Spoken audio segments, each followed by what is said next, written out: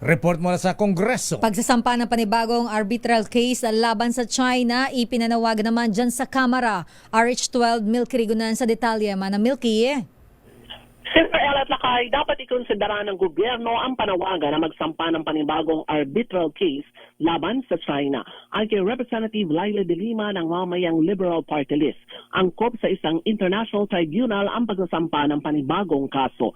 Sabi ni de Lima, bahagi ito ng patuloy na pagtatanggol sa karapatan ng Pilipinas sa West Philippine Sea.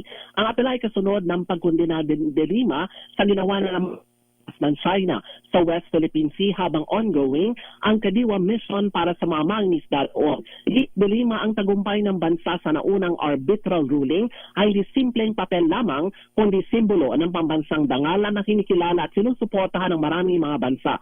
Kasama na ibang miyembro sa minority bloc, nanawagan din siya sa mga kapwa mamabatas para sa agarang pagpasa ng House Bill 1625 o West Philippine Sea Mandatory Education Act. Layon nito na isama ang usapin ng West Philippine Sea elementary at high school.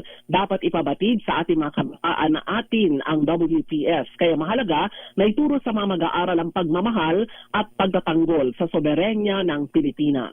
Ako si Milky Rigunan, nagulat para sa DCRH, una sa Pilipinas, una sa Pilipino. Maraming salamat, Aris number 12, Manang Milky Rigunan.